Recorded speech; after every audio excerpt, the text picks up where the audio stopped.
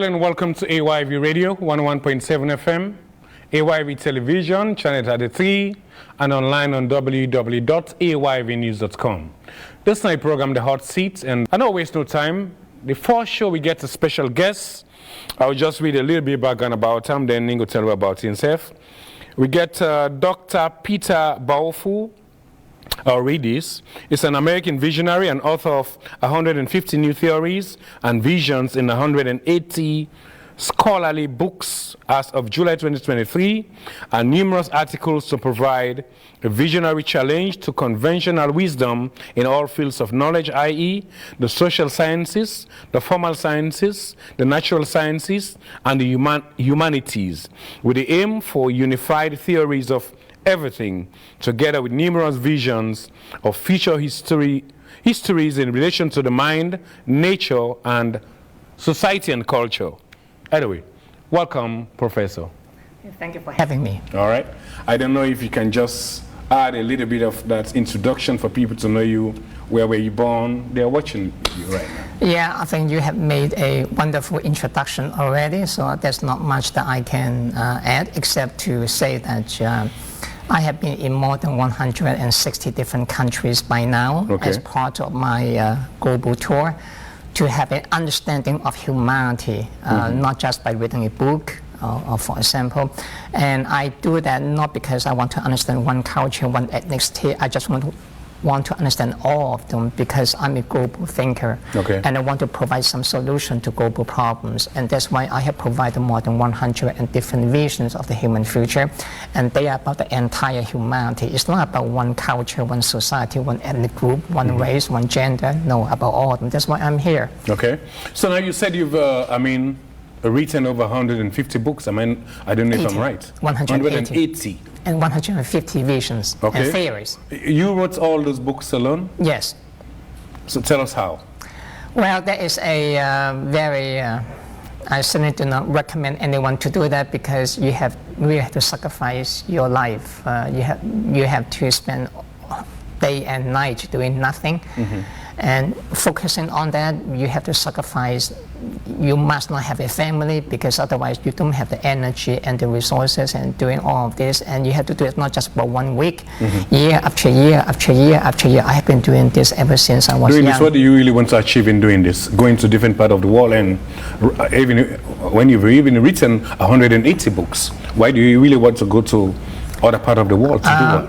That's important because I was educated in the West. I was, let's say, all my degrees have been from the US, including my high school education. And I learned from the academic environment in the US that many of the information is too Western-centric. And to understand the world, we need to go out and explore the rest of the world. And after having been in so many countries, 160 by now, I realized that many of the information that I have been exposed to in Western mass media is not correct.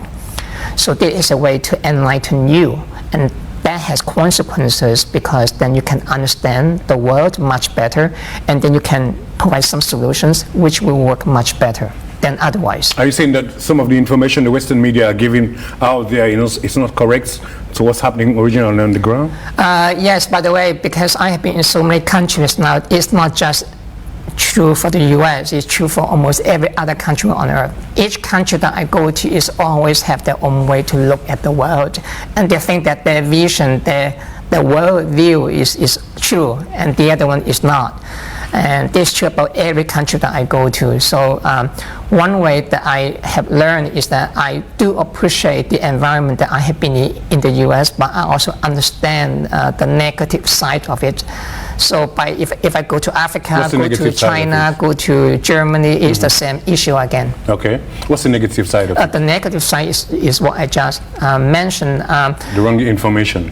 Yes, and if you stay in one country or one culture most of your life, and over time your mindset is very narrow because you have been exposed to only one-dimensional information from your own culture, society, tradition, whatever it is. So traveling gives you a lot of experience. Well, it gives you multiple dimensions of looking at things, and then you realize that none of them is true. The truth is often somewhere between different combinations, and unless you have the privilege to go through so many of them, many people on earth do not have that privilege. Traveling in different parts of the world, how do you see tradition and religion, and how do you fit into these countries? I have written quite a number of books on religion, also many books on tradition, because it's under the category of culture. If you don't mind, I can just summarize very quickly. Right. I said that I have provided 150 new visions and theories of the human future. They can be classified in two major categories. One of them is theory, the other one is meta-theory. And under theory, I subclassify them into the mind, nature, society, and culture. And under culture, I subclassify them into subcategories like tradition, religion, dancing, music, ideology, philosophy, and so on and so on. So that's why I have 150 different new visions and theories. Why do I just have one? One is not enough because there are so many different issues. That's why my work is about the totality, not just about humanity, but also about all fields of knowledge with no exception. Okay. Now let's go back to your books. Where could someone find your books? I mean, in countries. I'm not talking about Amazon or on the website. Where should someone go and find it? Yes, my books have been published not just in the West, but also in the East. Some of the books have been published, let's say, in the US, some of them are in the UK, some of them are in East Asia, some of them in South Asia. So it's not that in only what language? One publisher. All of them have been in English. Okay. So again, it comes to your vision. You're going out to different part of the world. Well, how could people have that message when it's only on English? Let's say there are countries who do not even read English. There are Arabic countries, there are different countries. Yes. So how do your message go through? There are two solutions, more than two, but I just want to summarize that very quickly. Yeah. One of them is that sometimes when I'm on TV, I also speak different languages because I know about 10 of them. Okay. So some of my TV interviews... Which are some of these languages? Can you just tell me? I'll just give you some example. French, let's say Spanish, Russian, for example, Cantonese, Mandarin, Portuguese, something like that. And the other solution is that people nowadays, you go to Google Translate, you go to the internet, you even you can click on Translate, and they will translate whatever page that you are reading. Okay. Some of the now they even some of the programming languages also have the ability to translate a video too. So we are living in the age of globalization. So it's not like 5,000 years ago, even though Trump, for example, is engaging in deglobalization. Okay. So these theories, like you're talking about, is it 150?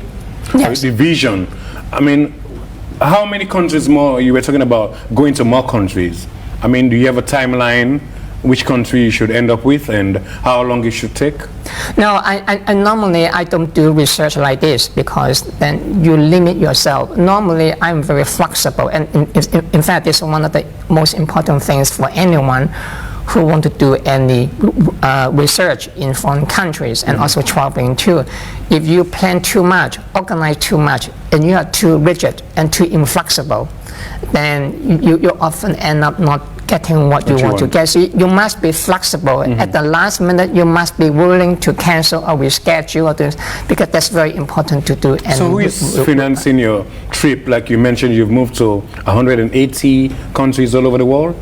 No, I said that I have been in about 160 different countries. 180, okay, there are three different numbers. People often mess up. Yeah. I have written about 180 different books. Okay. I have proposed 150 different new theories and visions, and I have been about 160 different countries so far. Okay. So 160 countries so far? Yes. Who financed that trip? No, most of the time I financed that myself because I learned that in the very educational way. But when let's say, at the beginning, I was funded by some educational foundations, the government and all that, and I learned over time that I was restricted in what I say. Whatever I say had to get approval. Even my publication had to show report. Before you say anything, because they are paying you. Yeah, it's like when people hire you or pay you for something, they expect you to do something for them, and that's why it's not just in the U.S. Everywhere you go, by the way, even in Africa, whatever you do, if someone pays you something, that person has some control over you. Okay. All right. So I don't do that anymore now. I do that myself. So how do you get the money? No, I do that in a very frugal way. And you have to plan ahead again. So it's not that something that I think about this morning and I come here today. It doesn't. You have to plan a few years. I have to be strategic. You must have some goals in life, and you must plan for it a few years beforehand, step by step. And that's why China, by the way, is so successful in economic development, because the Chinese, unlike the Westerners, they plan ahead. They plan even for 100 years. In the U.S., it's unthinkable. They cannot even plan for 1 or 2 years. So like a professor, I mean, in this part of the world, we are saying, well, sometimes people will say America is the world power, but the way things are going now, it changed. So what can you say about China and the West? I have made a prediction. Remember, I said that I have provided about 150 different new visions.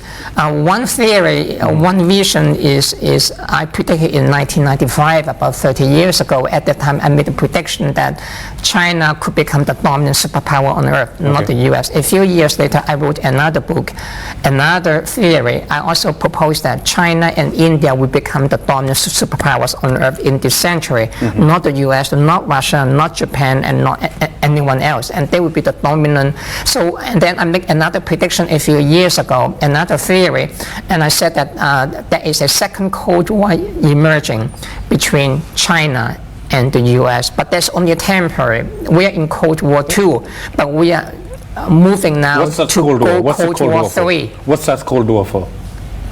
Say that again? What's the Cold War for? The Cold War between China and the West? Is for global domination, global influence. If you look into human history, it has never been a time where everyone was equal. It's always unequal on Earth. Some powers are much more powerful. Some are very weak. The power, they are often in control. The weak ones have to obey or have to maneuver to survive. And no one of them stay the same forever. Empires, they rise, they fall. The British Empire, the Dutch Empire, the Portuguese, the Spanish, the Russian, even the Chinese Empire, they collapsed in the late 19th century. Now they are rising again. Okay. If I can ask you, like, I mean, being a professor, and what's your experience about the Ukraine war? What some of us are hearing, like, Russia didn't want, I mean, Ukraine to join NATO because they will be at the border, and America has been having bases in different parts of the world. What's the whole fight about? And I wrote about this a lot, and I was on TV a lot. People ask me the same question, and I often said that this war is very unfortunate. It's avoidable. It's very unnecessary. If the three parties in question, Russia and the West and Ukraine, behave in a different way, it's totally unnecessary. Let me talk about each of them and tell you why they mess up. Okay. And each of them has contributed to the emergence of the war. Number one, let's talk about the West, and then Ukraine and Russia in the order, without saying that which one is to blame. First, the West, at the end of the Cold War, remember the U.S. was in the unipolar moment. The U.S. was in the stage of euphoria about the Cold War. That's why you have the end of history phases. Those are propaganda, by the way. They think that liberal democracy and capitalism, they are the peak, they are the end of history. There will be no more economic and political system which can be better than that. Now, at that time, contrary to the agreement between Russia before the Soviet Union, after Russia and the West, not to expand NATO. Because during the Cold War, as you Eastern Europe and Central Europe, they are buffer zone. You're right. So that the NATO troops can only station far from the other side. No troop have been stationed next to Russia. Right now it does. Okay, a lot of troops are stationing there. Look at Latvia, Lithuania, Poland, Hungary, Bulgaria, Slovakia. I mean, the Slovak Republic and and the Czech Republic, Slovakia now. Russia has made several warnings. Do not cross the line. Because if you make all these countries to be NATO, that means that all these missiles will reach Russia, Moscow in a few minutes. Remember the Cuban Missile Crisis. It's the same thing at that time, that the US warned the Soviet Union, do not put all these missiles into Cuba, because then the missile can reach New York in a few minutes. We cannot accept it. It's the same thing. By the way, that was in response to the US put some missiles in Turkey. And that's why the Soviet Union said, do not put the missiles in Turkey. If not, we are going to counter you. The US said, no, we do whatever is on national security. That's why you have the crisis. And then the resolution of the crisis is the Soviet Union could withdraw the missile from Cuba, the US would withdraw the missile from Turkey. That's exactly what happened. It's the same thing here. Russia made the warning several times, do not expand NATO further into our border because you are threatening our national security. Well, they did. So now Russia responses, and they have been supporting a larger group. In Moldova is another good example. They occupy some of the territories. In Georgia, for example. Now in Ukraine, for example, especially after the Maidan Revolution, the far right was in power. So they talk about NATO, the EU, they are going to become, so Russia reacted and crossed the border and invade. Now, that is the problem for the West. Now the problem for Ukraine, and then the problem for Russia. Ukraine was also making a blunder under Zelensky, because I think that he made a lot of blunders which could be avoided. Number one, he underestimated Russia. He thinks that if he had the support of the West, Russia could not dare. In fact, Georgia made the same underestimation. They thought that the US and the West were on the side of Georgia. Russia could not dare because NATO is going to come in and fight them. They did not. They also underestimate, for example, the powers, their own power to resist. They think that if they keep fighting, they will win. It doesn't matter about Russia. They did not. They lost. Now all these are now they talk about now the peace agreement, the peace negotiation. They are trying to say maybe we can let go the Crimea. And look, you could have done that a long time ago. Huh? For them to let go, please, like Crimea and other places that the Russians what choice do they have? I mean, look at Ukraine. So do you think they will have peace, or, I mean, some amount of ceasefire with Russia holding Crimea and other places, while the US is telling Ukraine to give up this place? I think that in the longer term, it was somewhere in between, because remember, the way that you talk sometimes has a lot of morality, should or should not. In global politics, it's about power. It doesn't you like it or do not like it. If they occupy it, they occupy it. Okay? It's not that, oh, it's evil, you should not do it. So what? Do you have the power to kick them out? If not, then they will keep it. Look, the European colonizers, they enslave Africans, they rape African women. Do you like it? So what? You can cry, you can shout. At the end of the day, you do not have the power to kick them out. They colonize you. You do not like it. In terms of morality, you are number one, okay, but they don't care about morality. The same about geopolitics, it's a question of power. So the same thing about you. You want to join NATO, right? Can they stop you? They try. Maybe you refuse in the end. Now Ukraine is more and more under the control of the West. Now Russia is also have another problem. Russia, as you know, the history of Russia is a colonial expansion for a tiny territory. They expand all the way to have the largest country on earth, and they have been doing that. I was in Eastern Europe too. I was in almost all of the 15 Soviet republics. That's why I also speak Russian. And I understand very well the ethnic minority do not like Russians because they are very bullying. They dominate. They are hegemonic also. So I don't take with either side because I was also in Ukraine too. I also know how corrupt they are. Ukrainians are very corrupt. Ukraine is an extremely corrupt country. Okay? So all three sides have been doing something that pissed off a lot of other people. So the war now emerged. Now what's the peace process? We are talking about this. Trump is talking about that. Now Zelensky is under pressure to talk about peace before. He still doesn't like it. He still wants to engage endless war, asking the EU now to fight for them. Okay? And the EU don't have that might. Yeah, and that's why I said, in geopolitics, you have your wish. Forget about your wish. You can wish whatever you like. You can wish to be God if you like. Okay, that's your wish. But the reality is different. Ukraine has no choice. Just as Trump said, you have no court. Do you remember the conversation? You have no court. Yeah. We are the boss. You are not the boss. You do what we ask you to do. So what do you think will happen at the end of it all? Say that again? What do you think will happen now that, I mean, Ukraine said they want to join NATO, America said you don't have the cards to play with Russia, you need to give peace a chance and give up some of the lands. What's your conclusion? I think that in the longer term, the peace process is somewhere in between.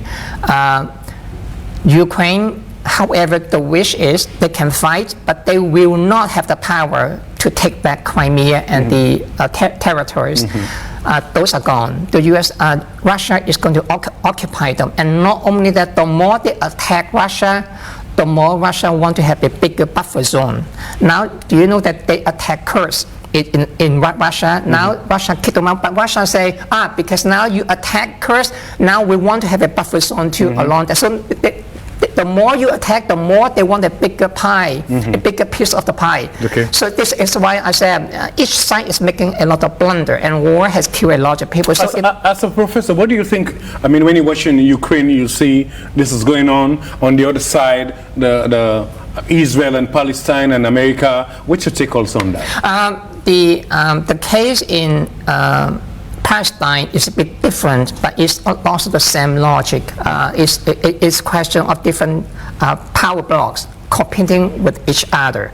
Okay, we have to go back to the Cold War, the first one, but we don't have time to talk about the historical legacy. But quickly, what Israel is doing right now is self-destructive. Now, Israel can use force because of the U.S. The U.S. give them weapons, the U.S. give them financial aid, the U.S. give them political support, they give them intelligence sharing. Everything that they need, the U.S. gave them for free, by the way. Sorry to interrupt you. Why do you think all the Arab countries are not supporting Palestine? Oh, that's because it's just like the same question. How come all Asian countries cannot unite together? How come all Latin American countries cannot unite together? Because they are not the same people. So how come all African countries cannot unite together? Because so what if you are blacks, but you are not the same. Not all Asians are the same. So why can African countries unite when, if you look, Africa almost like 52 states compared to the United States, they are more united, and why is Africa not united? What's the problem, according to experience? No, in the case of the U.S., it's a bit different. Even in the case of the U.S., you also have a lot of deviation too. Look right now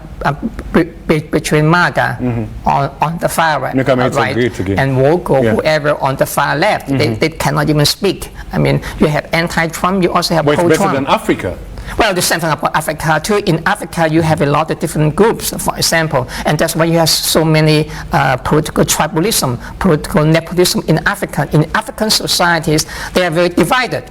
In fact, even right now, the news is that Rwanda is fighting with Congo near the border, and they have been fighting about this for many years now.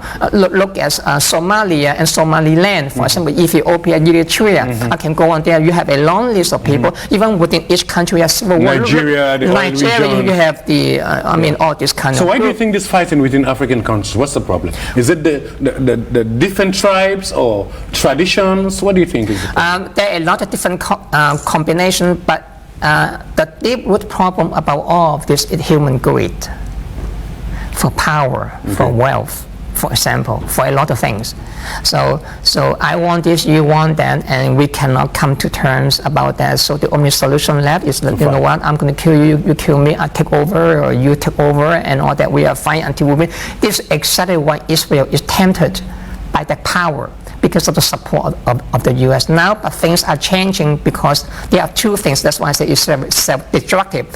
Number one is that Israel is committing genocide with the help of the U.S. That's why the U.S. has been accused of being accomplice of genocide. Now, you might say, so what? That's exactly what Israel has been saying. So what? We ignore the International Criminal Court. Okay, you can ignore that, but remember, anti-Semitism has been rising since then. Countries afraid to tell the United States and Israel that it's wrong, it's genocide. We've had the United Nations Secretary General saying it, but again, America is still giving weapons to Israel.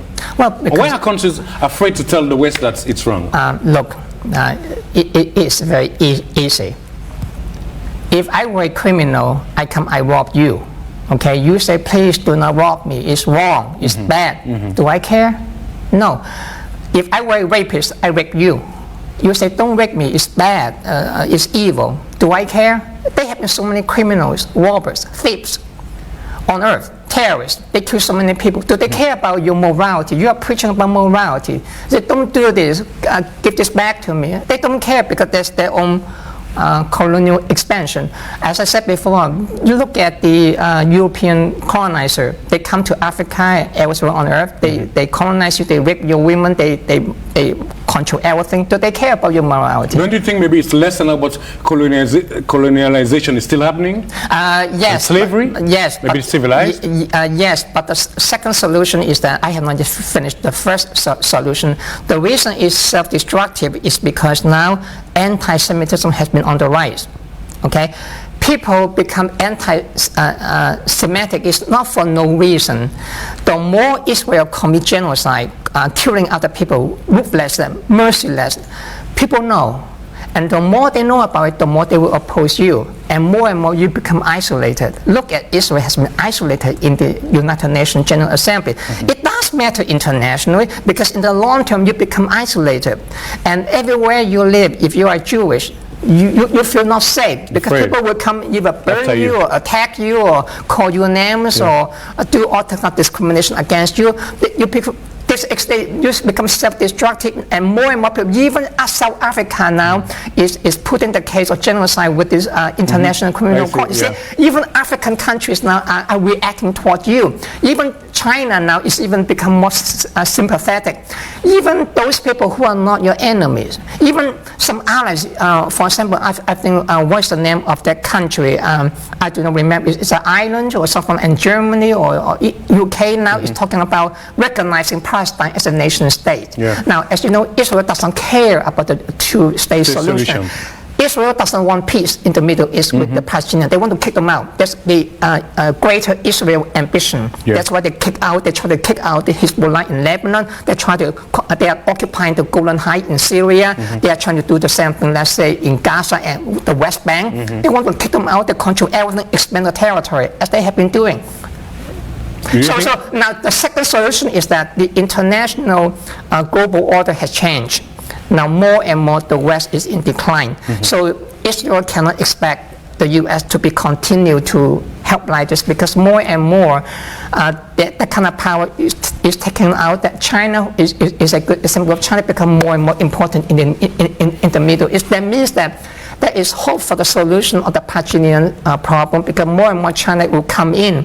We have a greater say, and they will try to adjudicate a much more impartial solution. So why do you think Africa is not represented in the 5 members in the United Nations? You may ask the same question. How come Japan is not represented? How come Germany is not represented? How come India is not represented? But Africa is a whole continent. Well, so what? Because you are poor. But again, they come for all the resources here.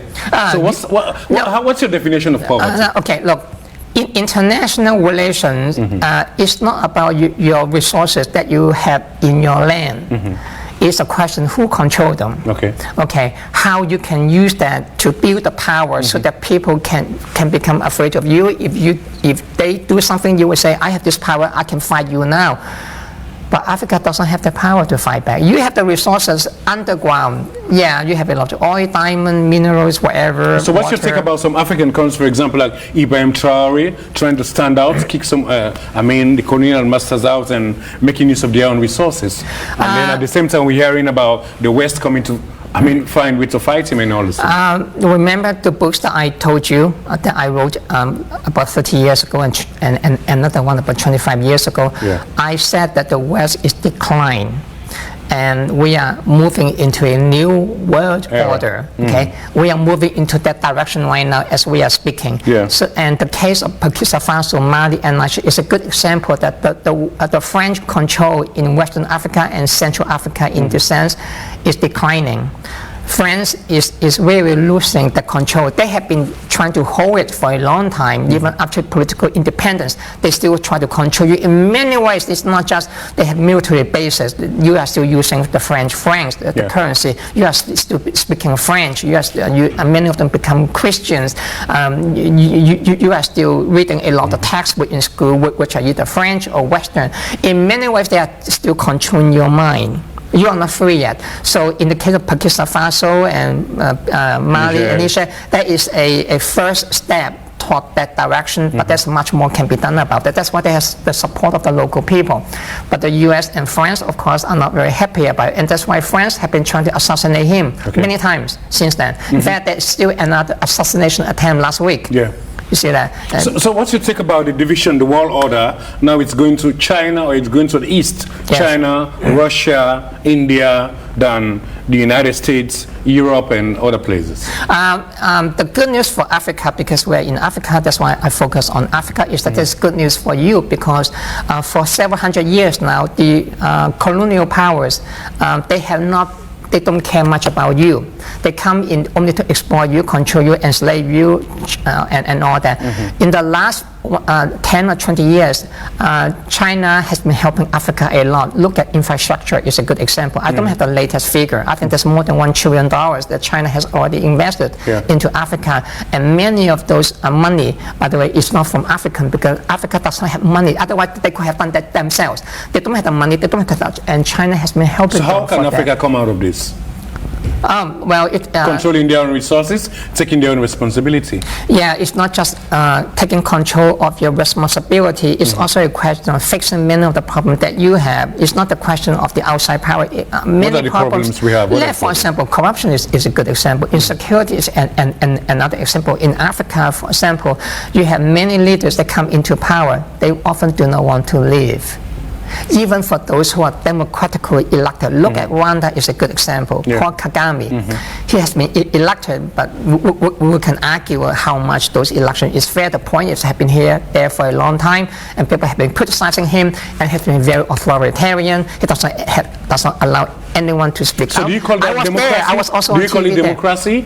I mean, staying in power, I mean, on and on and on, though things are, you could say things are a little bit better, whilst other countries are saying change of government is democracy. So what's your take about? No, fine. But I don't argue in the way that you argue. That is Western propaganda. You are using Western argument to argue, but I'm not arguing on that basis. I'm not saying that he has to leave, otherwise he's not democratic. I'm just saying that, as I just said before, he's still democratic. The due process has to be don't you think that there's another person who can take up his, I mean? Yes, but it depends who is the next in line. Just like in the US, why do you think Trump comes back for the second term? If you think that he's so bad, how can people still vote for him? That's because the alternative there. Is it not because of the ideology he preaches that made people bring him back to power? Well, that is part of the reason, but it can be self-destructive. But one of the assumptions in your argument, you assume that if you have a democracy, everything will be wonderful. I argue in my books, and that's another theory. Wait. I make another prediction and theory, which is I call post-democracy. Contrary to what you may think, I think that democracy has created a lot of people, a lot of problems, and a lot of people suffer because of democracy. So don't think that if you have democracy, everything will be wonderful. In your own definition, what is democracy? Oh, there are many different definitions. One definition is that democracy is for the people, by the people, and for the people. But if you look into many... Well, you know, that's not happening. Well, it's one of the reasons that democracy is problematic. This has never happened to that full extent, because if a country is a regime, is a leader, is following the mandate of the people, that may mean that they can invade another country, kill another people if the people support that. Look at Israel, by the way. In a way, it's democratic, but many Jewish Israelis want the Palestinians to get exterminated. They call them subhuman, human animals. Insofar as the people support that, they are democratic, but they want to kill you. So what I'm saying that just because you have the support of the people, for the people, then the people are doing a lot of evil things in the name of the people, and the people want it. By the way, why do you think a lot of people in Israel right now support Netanyahu? Why don't they kick them out? Because many of them do not like the Palestinians. They consider them as subhumans and human animals. Kick them out. A lot of people are very sympathetic. They don't want peace in the Middle East with the Palestinians. They want to kick them out. They want Israel to be in control. They may not like Netanyahu as a person, but that vision many Jewish Israelis share, but the black Israelis, the Arabic Israelis, they may not share, but they are the minority. Do you think it's possible for the Israelis to kick out the Palestinians, like Trump is saying, for them to go to Egypt, to Jordan, or, I mean, he wants to go and make a golf course and all that kind of stuff? Do you think it's possible? Because this has been there for years. No. As I always said, in geopolitics, you have to distinguish between short-term and long-term. Yeah. In the short-term, yes. Look, even right now, look, Gaza is hell. Israel has done more, even more than the Nazi has ever done. Okay, even the Nazi, by comparison, did not destroy so much. Okay, they destroy only because they want to conquer. Once they invade, they finish. They don't keep. Right now, what Israel is doing is not just to destroy. They want to exterminate. They want to make sure that Gaza is hell for the Palestinians. They don't even allow any humanitarian aid to come in. They want to make sure that the babies, the women, that's why they kill so many women and babies. Why? Because they want to make sure that there's no more women to produce the babies, and no more babies are going to survive. That means the next generation will be gone. Do you understand me? That's called ethnic cleansing, genocide. You want to exterminate them. Then, of course, in the U.S., no one talk about this because of Jewish lobby and some other reason. They say everything is like the terrorists, the evil, and they show all these kind of things. So, Fambo, Helen, welcome again. Mina Mamaja Jalloh, so the DJ base between us studio gets Professor Baofu, is it? Yes. Okay. An American visionary and author. You don't write a lot of books. You don't travel in a different part of the world. And what's really moved you to come to Sierra Leone? How do you, I mean, I believe you've not gone to any, there must be a purpose of going to certain country. So Sierra Leone, how it comes about, the meditation? As I said, my vision, my work requires me to visit all countries on earth. There are about 193 countries so far, and I have been about 160. I only have maybe 33 countries to go, and I have the intention to go to all of them. And why do I do that? Because I want to understand humanity on the ground, not just one country. I'm a specialist on one country, not this country. I look to all of them so I can provide some solution to global futures. And that's why many of my visions, that's why I'm a visionary, because I want to provide some visions about human future to improve humanity. It's not just for one country. I'm not like Trump, make America great again. I'm not interested in make one country great again. I want to improve the human future, no matter who you are, black, white, Asian, African, European, or Latin American, it doesn't matter. I look into all of them. I provide some solution which as best as I can to fix many of the problems that we are facing on Earth. Okay, so like I said again, when you come to Sierra Leone, when you go to different part of the world in other countries, what do you really look for? Normally, okay, good. Contrary to what many other researchers used to do, they come in to look for something. That's their agenda. My agenda is not like that. My agenda is I look at everything. Why? Think about it. Because I have written 180 books. Is that on one field of knowledge? No. I have been written in all of them. In the social sciences, in the natural sciences, in the humanities, and in the formal sciences, a comprehensive analysis of the total humanity in relation to the mind, nature, society, and culture. That's why when I go to a country, I don't look on one thing. That's what I want to look for. I finish this, now I go home. But you'll agree with me that you want to go to any country and all the parts to find out what's happening in different parts. Okay. In data analysis, I'm not sure if you know about data analysis. You don't need to look, if you want to study a population, you don't need to look into every single member of the population. Just a small you look into fraction. a sample. Insofar as your sample is unbiased, you have a good position to predict, to generalize about the entire population, then within certain margins of error. But you can excuse yourself if your margin of error is small. Okay, we do that. Why? Because we don't have time to look into every single. Look, in Africa, you have a lot of lions, right? Fine. People talk about lions all the time. Have they ever interviewed every single lion on earth? No. They look into some lions and then make a generalization. Lions is like this. They kill this on this. They live in the jungle, this and this. This is exactly what we do. You don't need to go to every single village. You talk to every single. You will never finish. Just use the sample to. But that's not necessary, because in many cases you will see that people keep repeating the same thing to you again and again and again. There's no point to keep asking after you ask so many times. Professor, what's your take about justice? In other words, about the ICC. Do you think it's there for justice? Because we've seen and we've heard about it's made for African leaders. We've heard about Netanyahu. The court has indicted him, but I'm afraid nothing is happening. Whilst America, we are signatory to it, or later on they withdraw in their funds. So what do you think about the international? In international politics, there are opposing ideologies, but I'm not siding with either of them. But I give good credit to both of them. One of them is realism. That is the ideology that international politics, everything is about power. You don't care about morality. So international criminal court, a lot of major powers, the US and all that, the Western powers, they come in control. And many of them, they are not even a member of the International Criminal Court. Exactly. But they will use the International Criminal Court for their own gains, okay? Because they control many of the international political, economic, legal institutions. So if you're a judge in the International Criminal Court, some years ago, I think last year, whatever, a Nigerian woman, or I don't remember her nationality, he was in the International Criminal Court, and he tried to investigate Israel, the UK, and then what?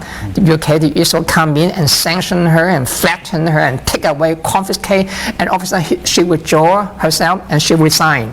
You understand me? That's how you push you. They control them. So at the end of the day, you don't see too many presidents, the American president, or German, British, they will be arrested, but you will see many Africans or Asian or Eastern European, something like that. Exactly. Because you don't have the power. They control that.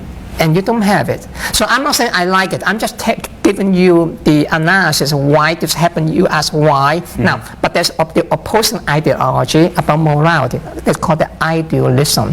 We can still have some ideals on earth. We still wish that things could be better, but because that's your ideals to improve. That's why many of my visions, by the way, in many ways, is to provide some solution. So I also have some kind of vision too. But that is much more difficult because in the long term, that's always in the long term. In the short term, you don't have. That's why Israel is killing with pleasure, with no mercy. You're right.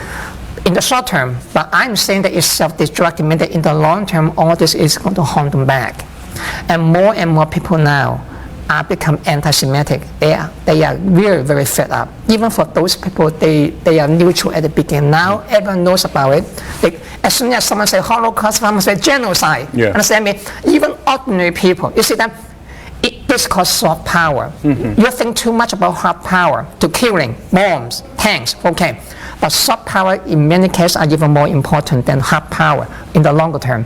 In the short term, fine, because in the short term there's not much that they can do. You can kill, exterminate, but remember, even if you kill all the Palestinians in Gaza, there are some other Palestinians elsewhere. They will fight you until they get that status. Okay.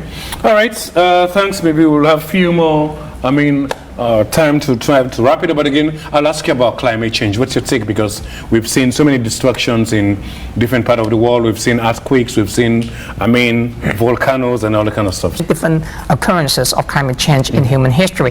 But yes, human industrialization has made a major contribution. That's why we have to fix that, go to a green revolution and all that. Yes, but in the short term, many of those countries in Oceania, in Africa, and many other, especially the poor countries, they will suffer most because they're often poor. When you are poor, you don't have the money and the resources to fix the problem. But there are also a lot of solutions that you can do. For example, I visit a lot of farmers. You can diversify your agriculture. You can change your agricultural production. Switch from one product to another one, or you can use biotechnology to engage in agricultural production so that your plants can resist the excessive heat. You can work together because climate change affects a lot of people. So if you focus only for your own neighborhood, that's not going to help because you have to look into the global. That's why they have a lot of agreements or international collaboration about climate change. So there are a lot of things that you can do. This is just some 4 or 5 different solutions that I just give you. It's not hopeless, but we can continue to do that. What's your vision for Sierra Leone? My vision of Sierra Leone is just like my vision in Africa. I do think that Sierra Leone, just like many cases in Africa, you have to fix some very important problems. What is it? In the case of Sierra Leone, corruption and electricity, water is certainly a major problem. Do you have solutions to those problems? How we can solve them? Yes, for example, in Gambia, I mentioned this before. Some years ago, I was in Gambia. They also have a lot of problem with electricity. It was cut off all the time. And in Sierra Leone, it's even worse. So there's a major problem in Sierra Leone. But when I came back to Gambia this year, and I noticed that much of the problem was, there's a lot of improvement, but it's still bad, but it was not so bad. So you can learn from them and see what did they do? They asked the Chinese to come in and help them. Because China now is the leading producer of renewable energy. Hydropower, wind power, solar panels, and all that. All right. So that is a good solution. Another one is political. Instead of waiting for the national government to come in, sometimes you have to wait forever because they're also corrupt. Okay. So you can engage in grassroots. What's the solution to corruption? Grassroots organizations, communities, neighborhood, so that they can fix the problem locally. So if every neighborhood is fixing their own problem, then you don't need the national government and wait forever for the national government. What's the solution to corruption problem in Sierra Leone? How could we address it? There are a lot of solutions because corruption is not, it's just a cliche. There are a lot of different categories of corruption. Work ethics, by the way, a low work ethics, laziness is also part of the corruption too. Political tribalism, political nepotism is another form of corruption too. Stealing, embezzlement, and all that, that's also corruption too. So it depends on which one, but each of them have different solution about that. All right. So I think that we'll get for end for today. But before that, Satna being Dr. Peter Baofu, an American visionary and author of 150 new theories and vision in 180 scholarly books as of July 2023, and numerous articles to provide a visionary challenge to conventional wisdom in all fields of knowledge. Well, a lot. Professor, I want to say thanks, and unfortunately I understand you'll be going back on Thursday. What could you say to your viewers and listeners, and then are we expecting you back in Sierra Leone?